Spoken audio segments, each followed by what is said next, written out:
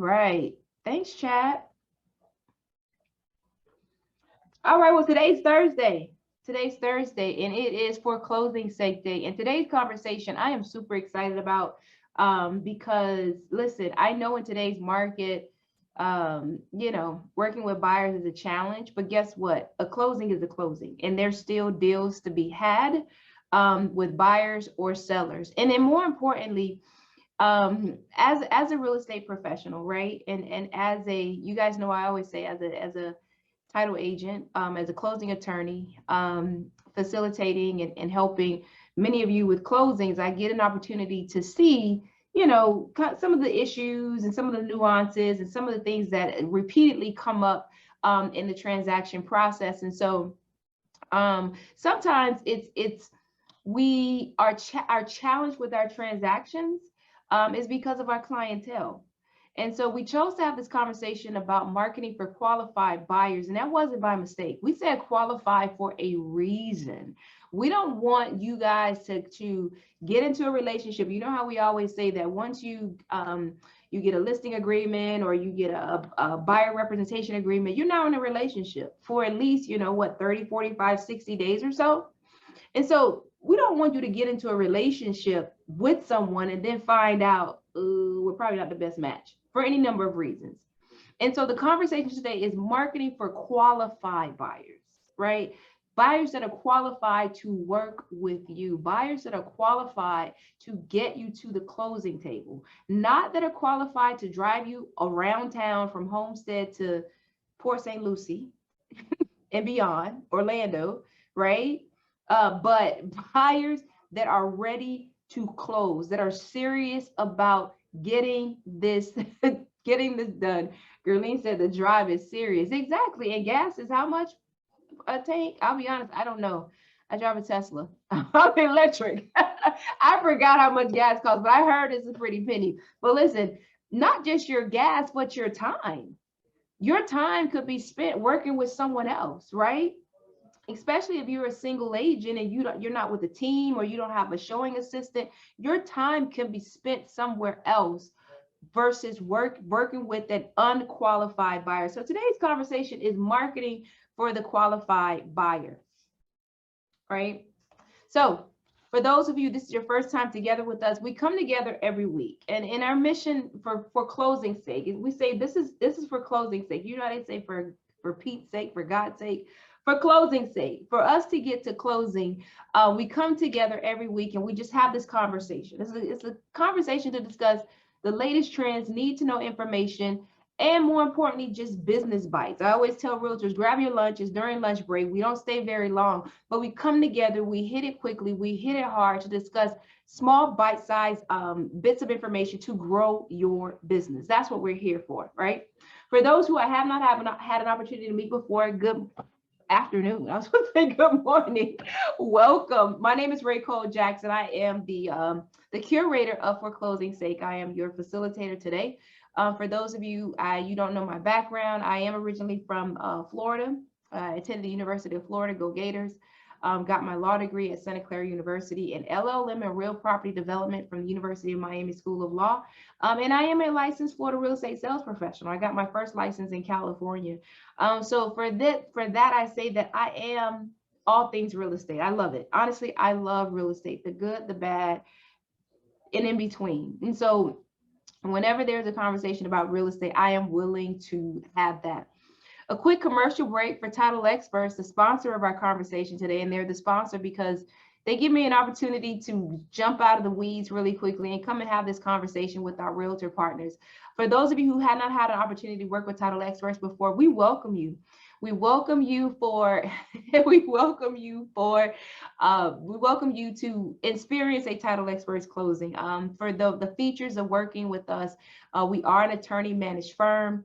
We do provide a dedicated closing team, regular status updates, helpful closing guides, and rush processing is available.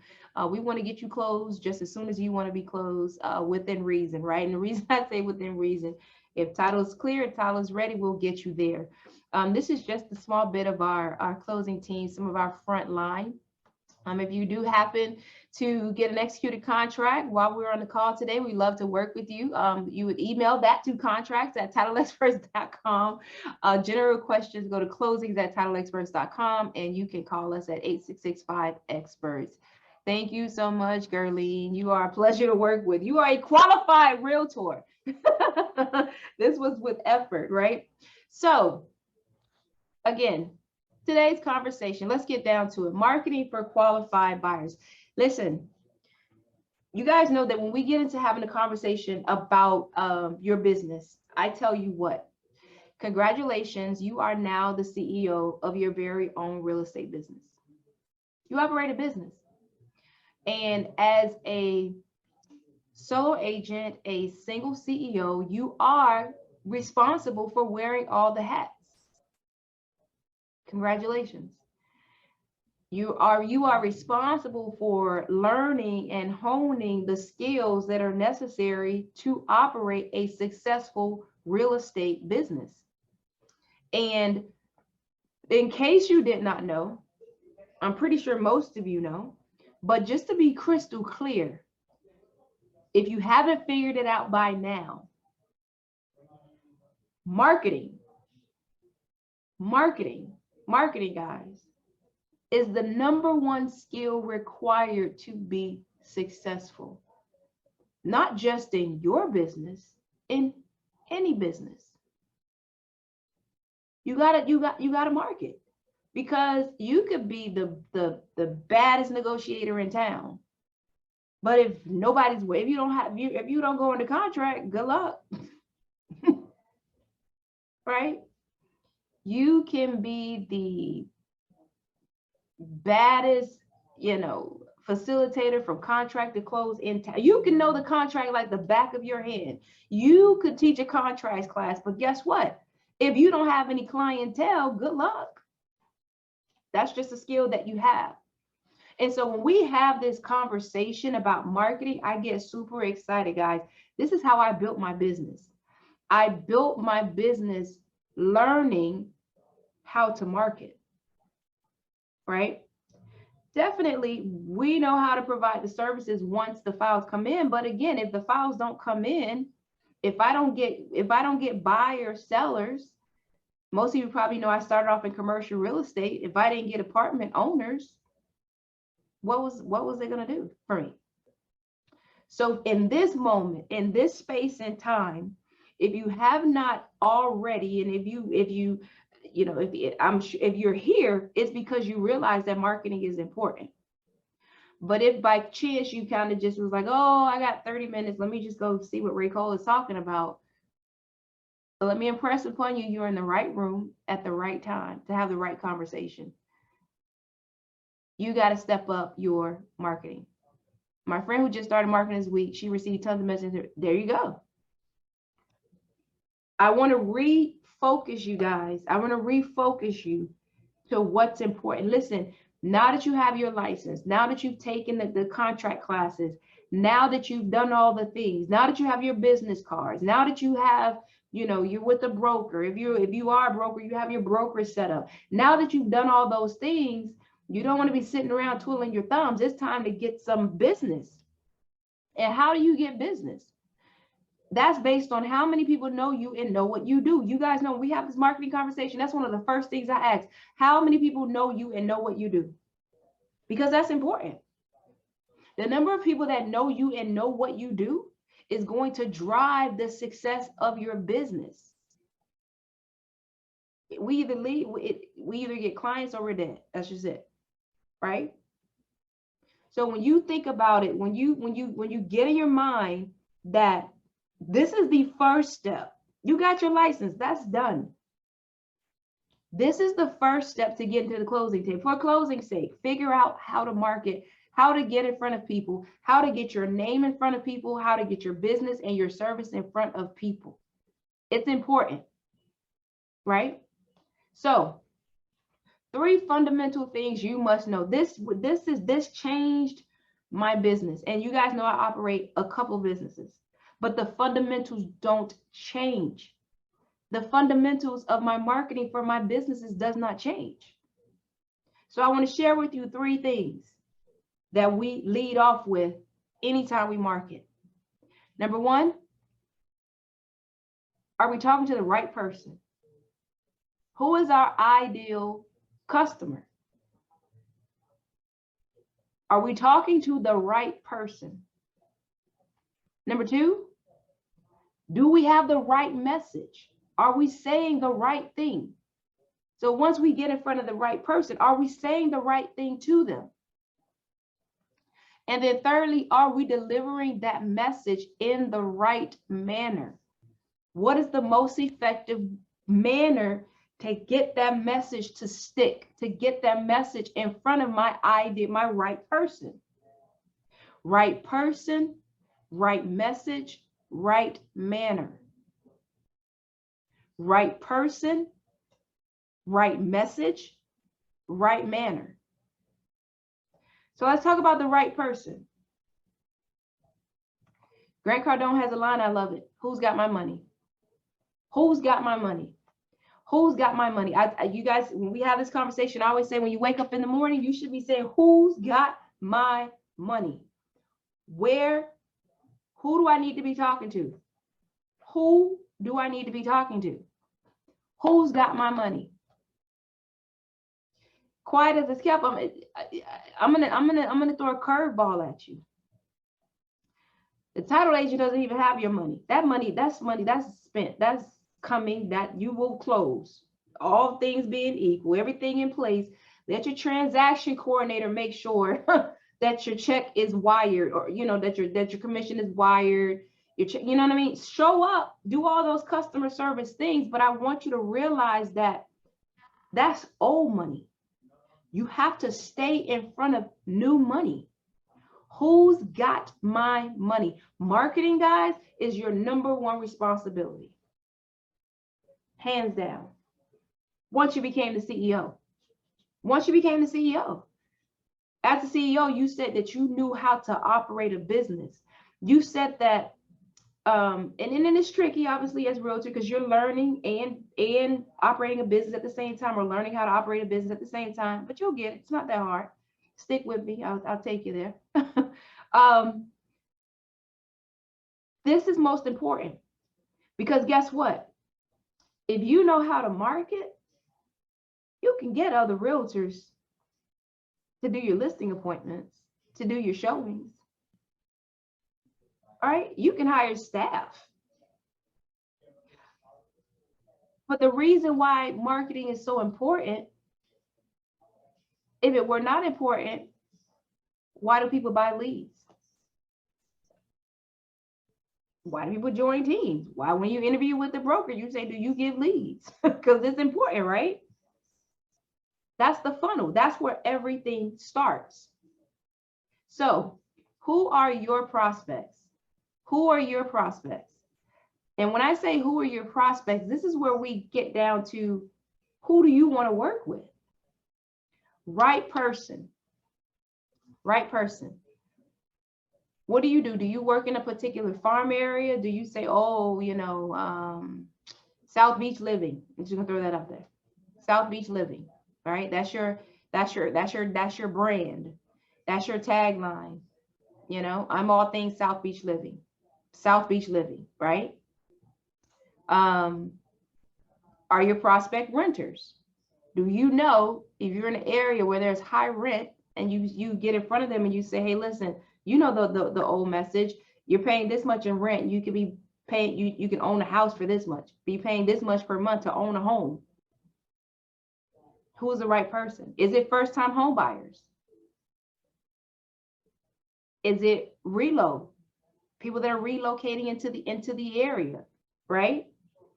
Is it luxury buyers? Is it second home buyers? Is it VA buyers?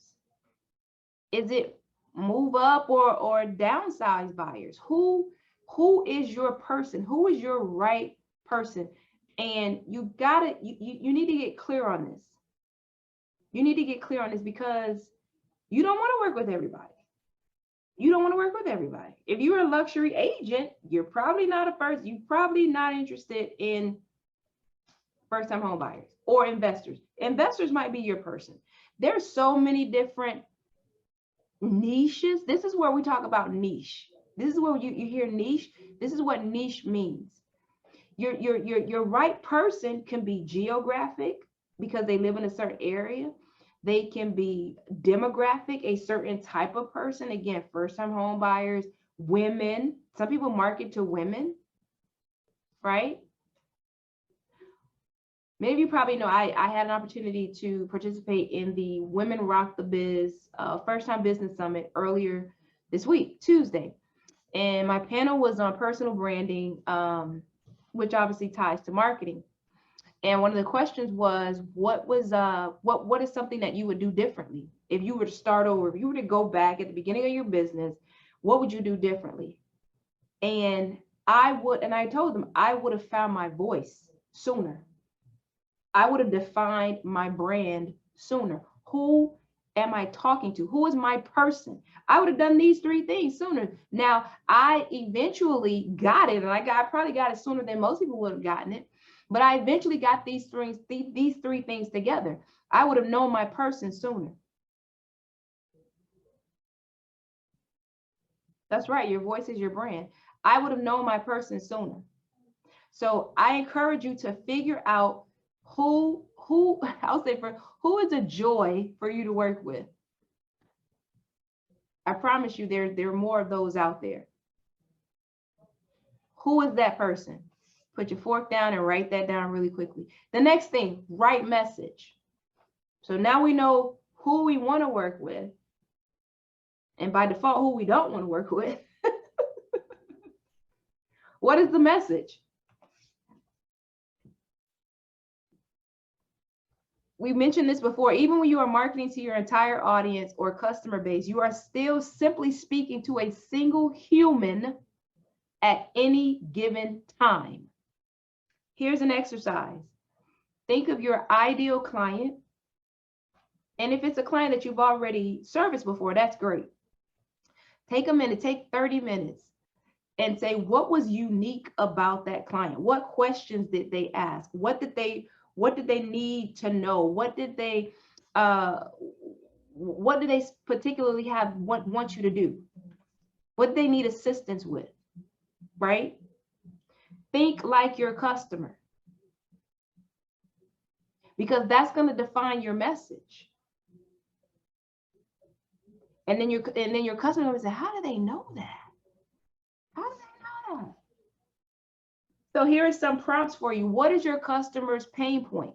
Your right person. What is their pain point? What do they most need you to do? They don't have time, so they need you to, again, a reload buyer. Their pain points, they probably can't come down and see space. Space in the office, from the office building. They can't see the properties. So your marketing message is, you're able to do showings, virtual showings, effective virtual showings for your relocation buyers, because they know they have to make a move quickly, right? Effective showings for my relocation buyers. For luxury buyers, properties that fit their lifestyle. Luxury buyers are what? Lifestyle all day long, because at that point, money is not an issue, right? So it's not anything that they must have, right? They're not really lowering their standards. It's a lifestyle, right? South Beach is a lifestyle. What kind of lifestyle, right? What is your customer's greatest desire? I like that. Paying, calculate the mortgage for them to see if they qualify for that property. Yeah. What is their greatest desire? And with your marketing message, you're going to show them how you can take them from where they are to where they want to be. That's your message. Top of my head. Those of you in New York, especially when it's cold, get out of the cold, make it here to sunny South Florida. They want to get out of the cold. Let me get you out of the freezing cold into sunny South Florida. Let me get you out of the snow into the beaches of South Florida. Be very pointed about their greatest desire. Again, drawing a blank, think back to your ideal customer. What was their greatest desire when you guys decided on the property, decided on an area, decided on a location, decided on a price point? My husband makes a joke about the homes that sell in our community. He said, without a doubt, without fail, the same buyer. He said, whenever any of these properties sell, the same person, the same type of person that moves out of that property buys that property. And I gotta tell him he's right. One of our neighbors, the prior owners drove a red Acura. The new buyers drive a red Acura. Now that's freaky, but it's real. Another neighbor, the prior family always hung out in the driveway. Notwithstanding the fact that they got a pool, huge yard in the back, they always hung out, set up prop chairs in the driveway. The new family, huge pool, huge backyard, chairs in the driveway. It's the weirdest thing ever. So what did that customer, what do they want? What does your customer not know? Now, this is a good one. This is a good one because this is going to make you, this is going to make you bring yourself down from what you do in your sleep to a person who does not do this all day, every day. Now, this is difficult, but it's also the easiest message.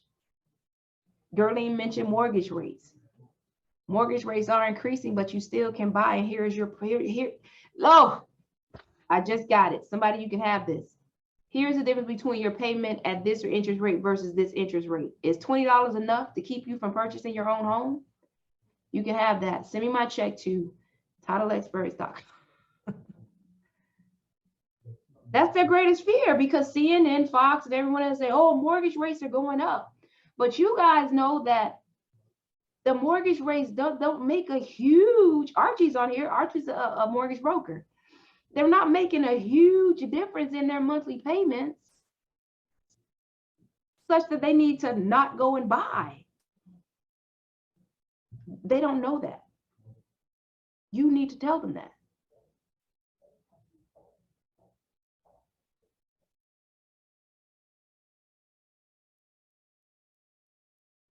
Someone said you can have that for free. You can't have that for free. Send me my payment to Title Experts for that one. And then finally, because we want qualified buyers, what do you want your customers to know?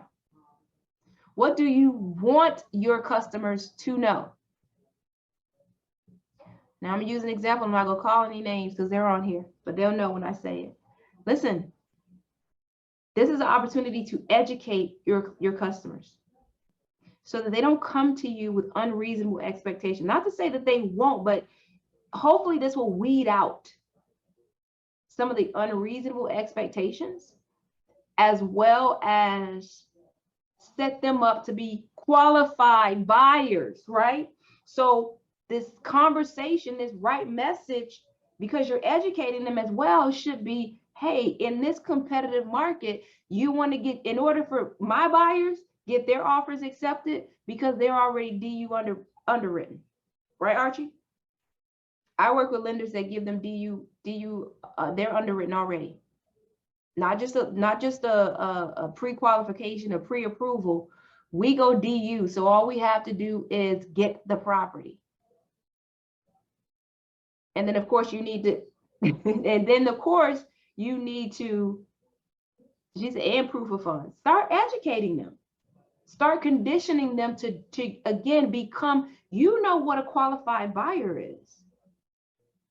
You know what it takes to get an offer. You know what it takes again for you not to have to drive from Homestead to Port St. Lucie. So you're starting to have a conversation with them about needs versus wants. What inventory is out there? And guess what? Oftentimes, lack of information prevents action. And let's just be honest, some people are lazy. They're just not going to move.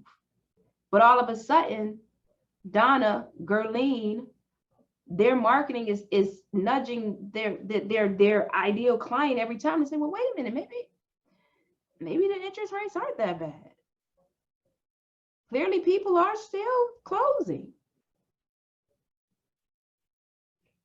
You know, don't believe the hype. I'm still getting to the closing table. This is how I'm still getting my buyers to the closing table, right? And then, of course, your message, the best marketing doesn't feel like marketing. So this is where if you were on the call last week, this is obviously, you're going to mix in. It's not going to be all stock photos. It's not going to be all just you at the closing table. It's not just going to be all charts and graphs. It's not just going to be all numbers, right? You're going to be mixing in your message, of course, subliminal marketing, as they say, so that it doesn't even feel like marketing. There's a great line that says, once you see it, you can't unsee it. Once you've heard it, you can't unhear it. So if you're getting in front of the right person with the right message, which brings us to the right manner. Right manner means you're getting it in front of them, and you're getting it in front of them in a manner that they readily digest. Now we're cooking with gas. So what is the manner? Who's your client? You should know this. How did your last clients find you? What's their age group? Facebook, Instagram, YouTube, TikTok, video. Video is huge. Record video, guys. Video lets people get your personality. I have a couple realtor clients that I'm telling them they must get on video. Their personality is too grand to be behind just photo posts. You must get on video. They must hear your voice. Again, once you hear it, you can't unhear it. Once you see it, you can't unsee it. And it gets in there subliminal. Cold calling is a way to get in front of your customer. Mailers for sure, believe it or not. Believe it or not. If it is a community, a more established community or an older community where they do rely on mail, that's going to be better than, they're not on social media. You better mail. How else are you going to get in front of them, right? Social media ads still work. Workshops work. Ebooks work, right? Organizations, schools. Are you trying to get in front of teachers? Are you trying to get in front of nurses, police officers? Who are you trying to get in front of? Again, VA, veterans. Who are you trying to get in front of? Are you trying to get in front of realtors? Who are you trying to get in front of? Where are they? Wherever they are, you need to pick, I would tell you to pick 3 marketing channels, 3 ways to get in front of them and go deep. 3 ways to get in front of that qualified buyer and go deep. Don't take your foot off the gas. Now, the way you're going to do that, you got to put systems in place. Because can I tell you, you do this right, you're going to be overwhelmed. You're just going to get too much business. And you're going to get so much business that is going to cause you to look away from the new money. Fact. It's a fact. Been there and done that. The new business is going to cause you to, the business that's coming in is going to cause you to look away from the new money. And I know you guys know this because as soon as you get a couple buyers pre-approved and you start driving around, yeah, she said you'll get burnt out for sure. So you have to figure out a way to get your marketing on autopilot. And I do mean autopilot. We talked about last week having a social media manager. That's autopilot for sure. Even if you cannot get a social media manager, put the auto post later.com, Buffer, all those different platforms that will post for you. You got to get that in place, right? Click the link in my bio. That has to be in place so that once they get in your database, now they're getting emails. They're getting emails. This has to be systematic. This is really where, again, you're going to put gas in this thing once you get it systematic. So once you've gotten the right person, you've gotten the right message, and you have the right manner, and you make that systematic, you're taking off. The last thing I'll tell you, consistency is more important than perfection. You got to get started. You don't have to be great to get started, but you have to start to be great. Consistency is more important than perfection. They need to just keep hearing you, keep hearing your message, because others are going to fall off. I promise you, others are going to fall off. But the one that they continue to see, they continue to hear, is going to be the one that they work with when they're ready, as well as, again, you're going to nudge them. You're going to nudge them to make a move, right? So consistency is more important than perfection. Lastly, in closing, that was a lot of information to stuff down with your food on your lunch break. I know. In closing, this is a foundation right here. You should screenshot this and tell to yourself every day when you say, who's got my money? If you have the solution to a problem, it will be a disservice not to offer it to those with the problem. If you have the solution to a problem, are you the solution to your buyer's problem? If so, it will be a disservice not to offer it via marketing to those with the problem. I feel like I got to say that one more time, 3 times just to be sure. If you have a solution, the reason why I'm saying is because I want you guys, that's the other thing too. When I talk about finding your voice makes you be even more compelled and more confident about the service that you provide. If you have the solution, if you are the solution to a problem, it will be a disservice to not offer it to those with a problem. If you got a Band-Aid, someone has a cut, you wouldn't offer the Band-Aid? That would be a disservice. Someone's renting, fully qualified to buy, yet they,